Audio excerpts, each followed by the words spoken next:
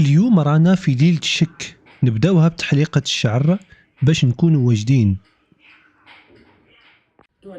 هنايا تم الإعلان على يوم العيد نهار الجمعة. سيكون بإذن الله تعالى يوم غد الجمعة 20 مارس 2026. بعد الإعلان مباشرة رحنا للدوش نديرو فيها تحميمة.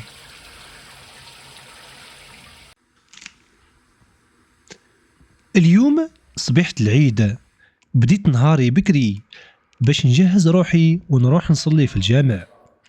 الأجواء ما تتوصفش، الفرحة وريحة العيد راهي في الدار. الطريق عامر ناس، كل واحد لابس جديد وفرحان. أجواء العيد تبان في كل بلاصة، تكبيرات وصوت الناس يفرح القلب.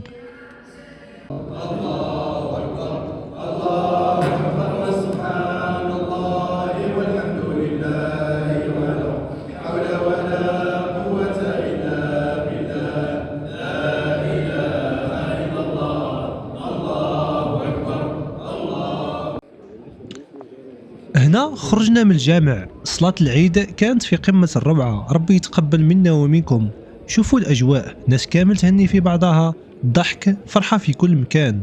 صحة عيدكم. الإحساس هذا ما يتعوضش، روح العيد حقيقية.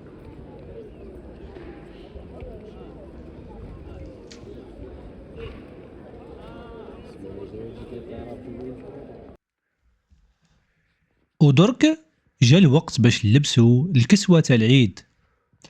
شوفوا معايا اللوك تاع هاد العام، كلش راه جديد، لازم نكونوا في القمة نهار العيد. اعطوني وقولوا لي رايكم في هاد اللوك، واش تقيموه من 10؟ ريحة الجديد واجواء العيد حاجة وحدها. هيا نكملوا نهارنا بهاد الستايل.